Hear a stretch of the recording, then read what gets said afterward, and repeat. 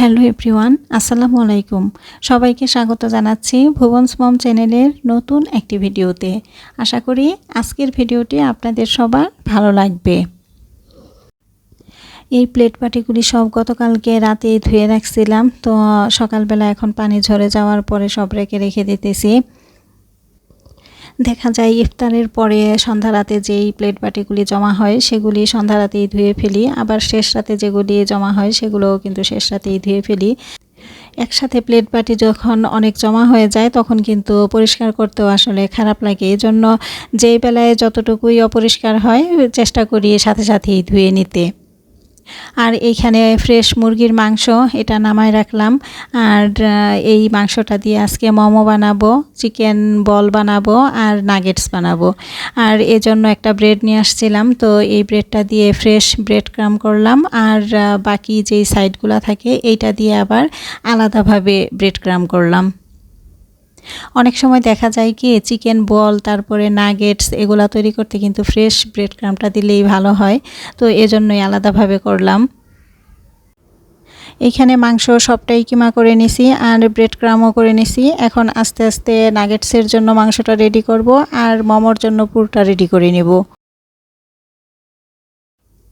এখানে গাজর আর পেঁয়াজ কলিটা আমি কুচি কুচি করে কেটে রাখছিলাম আগেই ফ্রিজে, আর এখানে পেঁয়াজ কাঁচামরিচও কেটে নিছি। তো মাংসর সাথে সব কিছু দিয়ে দিলাম, সাথে গোলমরিচ, সয়া সস, লবণ, সামান্য একটু চিনি আর দিয়ে দিলাম একটু গরম তেল।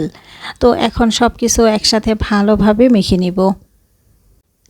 মোমোর পুরটা রেডি করে এরপরে কিন্তু আমি অফ ক্যামেরাতে নাগেটসগুলোও তৈরি করে ফেলছি, আর এখানে মোমোর শিটও তৈরি করে ফেলছি। তো এখন আস্তে আস্তে আমি সবগুলি মোমোই তৈরি করে নিব। আমি আসলে মোমোর ভাজ এত সুন্দর দিতে পারি না, তো যেমন পারি তেমনই বানাবো আর কি। ইউটিউবে দেখি আপুরা কত সুন্দর সুন্দর করে মোমোর ভাজ দেয়, কিন্তু আসলে না আমি ট্রাই করি, কেন জানি আমি পারি না, আমারটা এত সুন্দর হয় না। তো যাই হোক, যেমনই হোক এক একটা এক এক রকমের হয়েছে, এরকমভাবেই আমি কিন্তু সবগুলিই তৈরি করে নিছি। সবগুলি মোমোই বানানো হয়ে গেছে, আর এইখানে 4টা শিট রয়ে গেছে, পুর আর ছিল না, এজন্য আর এই 4টা বানাইতে পারি নাই। তো এই 4টা আমি ডিপ ফ্রিজে রেখে দেব, আবার যখন প্রয়োজন তখন বের করে পরে করে নিব। আর এখানে আমি গার্লিক অয়েলটা তৈরি করে নিতেছি। এখানে চিলি ফ্লেক্স, কিছু ফ্রেশ কুচানো রসুন, তারপরে সাদা তিল আর শুকনা মরিচের ফাঁকি দিছি। আর এইখানে রসুন ভেজে নিতেছি, আর এই রসুন ভাজা যেই তেলটা এই তেলটাই কিন্তু দিব। এখন দিয়ে দিলাম এই তেলটা। এই গার্লিক অয়েলটা দিয়ে কিন্তু মোমো খেতে খুবই মজা, টেস্ট। তো এটা ছাড়া কিন্তু আসলে মোমো টেস্ট লাগে না। তো এটা আগেই করে ফেললাম, কারণ ইফতারির সময় কিন্তু এটা করা যাবে না, দেখা যাবে অনেক ঝামেলা থাকবে, এজন্য আগেই করে রাখলাম এটা। এখন প্রায় 3টার মতো বাজে, তো রান্নাঘরে চলে আসছি। এখানে মাছ রান্না করব, ভুড়ি নামাই নিছি, ভুড়ি পাক করব, করলা ভাজি করব, ডিম সিদ্ধ করে নিছি, ডিম চপ করব, বেসন গোলায় রাখছি। তো এখানে ভুড়িটা রান্না করার জন্য আমি মশলাটা কষায় নিতেছি।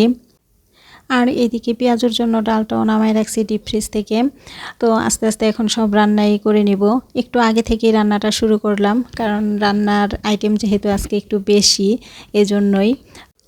আজকে আমার হাজব্যান্ড বলছিল বাসায় ইফতার করবে, কিন্তু যদিও শেষ পর্যন্ত আর ইফতারটা করতে পারে না এই বাসায়। তো আমি তো আগে থেকেই সব কিছু রান্না শুরু করে দিছি। তো আমি এইখানে কিন্তু ছোট ফ্রাই প্যানটাতে দিয়ে দিছি ভুড়িটা, কারণ ভুড়িটা আস্তে আস্তে ভাজা ভাজা হলে বেশি ভালো লাগবে, ফ্রাই প্যানে ভাজা হবে ভালো, এই জন্য কড়াইটা চেঞ্জ করে দিছি। তো এইখানে আমি করলা ভাজিটাও বসায় দিছি, করলা ভাজি হইতেছে আস্তে আস্তে, আর এদিকে ভুড়িটাও কিন্তু হইতেছে আস্তে আস্তে। ইফতারি করার পরে দেখা যায় কিন্তু অনেক ক্লান্ত লাগে, তো তখন কিন্তু আর রান্না করতে আসতে ভালো লাগে না, তো এজন্যই আগে আগে করতেছি। তো এখানে পেঁয়াজটাও হইতেছে, আর এদিকে আমার ছেলে শরবত করতেছে, ও আম দিয়ে জুস বানাইতেছে, আম আর দই দিয়ে। আর এদিকে আমার জন্য আবার ট্যাং দিয়ে শরবত করতেছে। আসলে আমি যেহেতু চিনি খাবো না, এই কারণে আর কি শুধু ট্যাং দিয়ে আমার জন্য করতেছে। আস্তে আস্তে সব ইফতারি রেডি করে ফেললাম। এখানে ফল কেটে নিছি, বেগুনি, পেঁয়াজু, তারপরে ডিম চপ, এখানে নাগেটস, এরপরে শরবত। তো একটা মগ কিন্তু ফাঁকা, এখানে শরবত নেই নাই, কারণ শরবতে যে এখানে রেখে দিছি, ওর বাবা তো আয়সা পৌঁছাতে পারে নাই, তো যখন আসবে তখন দিব। আর মোমো দিয়ে খাওয়ার জন্য এখানে একটা সস আর এইখানে গার্লিক অয়েলটা করে নিছি। তো মোমো কিন্তু এখন করি নাই, ইফতারের পরে ওর বাবা যখন আসবে তখন একসাথে সবাই মিলে মোমো খাবো। এখন আজান দিয়ে দিছে, এখন আমরা ইফতারটা করে নিতেছি। ছেলে তো খুব আশায় ছিল যে ওর বাবা আসবে, একসাথে আমরা সবাই ইফতার করব, কিন্তু কি আর করা, আসতে তো আর পারলো না। যাই হোক, ইফতারির পরে আবার রান্নাঘরে চলে আসছি। করলা ভাজি আর ভুড়িটা তো হয়ে গেছে, আর মাছটা তো ইফতারির আগে করতে পারি নাই, এখন করে নিব। মাছটা এখন আস্তে আস্তে ভেজে নিব, আর ভেজে তারপরে শুধু পেঁয়াজ দিয়ে ভুনা করব। কোনো তরকারি দিব না মাছের মধ্যে, শুধু পেঁয়াজ দিয়েই ভুনা করব, কারণ তরকারি দিলে না দেখা যায় রোজার মধ্যে তরকারি খাওয়া হয় না, তরকারিটা থেকেই যায়। তো খাওয়া না হলে শুধু শুধু রান্না করে তো লাভ নাই, তো এজন্যই শুধু পেঁয়াজ দিয়ে ভুনা করলাম। আর এরই মধ্যে আমার হাজব্যান্ড কিন্তু চলে আসছে। তো এখন প্রথমে আমের জুসটা দিই, আমের জুসটা খেয়ে তারপরে রেস্ট নিক, এরপরে আস্তে আস্তে অন্যান্য খাবারগুলো দিব। তো এরপরে রেস্ট নেওয়ার পরে আমি এখানে পেঁয়াজু, বেগুনি, নাগেটস, ফল ফ্রুট সব কিছুই তো রেখে দিয়েছিলাম, তো এগুলি দিলাম, এগুলি আস্তে আস্তে খেয়ে নিতেছে এখন, সাথে আমরাও আবার একটু খেলাম।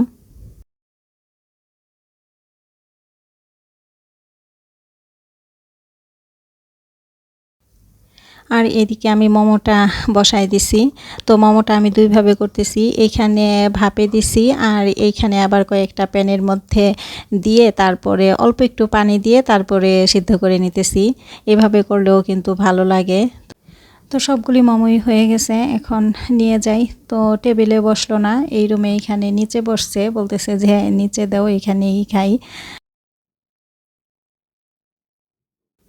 এখানে আবার আমার ছেলে 3 রকমের সস নিয়ে আসলো, ধনেপাতার sauce, garlic sauce, tomato sauce. তা আমার কাছে আবার মোমোটা সস দিয়েও খেতে ভালোই লাগে।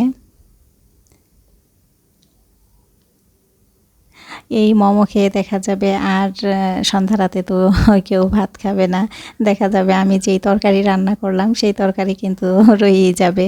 আর শেষ রাত্রে তো আসলে তেমন একটা খাওয়া হয় না, দেখা যায় দই চিড়েই খাওয়া হয় বেশি। আমার ছেলে তো শেষ রাতে ভাত খাবেই না, ও খাবে দই চিড়া, আমিও একই দই চিড়াই খাবো। আর ওর বাবা কিন্তু এখনই বলতেছে যে আমি কিন্তু আর শেষ রাতে ভাত খাবো না, অল্প একটু তোমাদের সাথে দই চিড়াই খাবো, কারণ মোমো বেশি খেয়ে ফেলতেছি, মোমো খেয়ে কিন্তু পেট ভরে যাইতেছে। তো কি আর করা, আমি যেই তরকারি রান্না করলাম এগুলা কিন্তু শেষ পর্যন্ত দেখা যাবে থেকেই যাবে। তো থাইকা গেলে আর কি করা, কিছু তো আর করার নাই।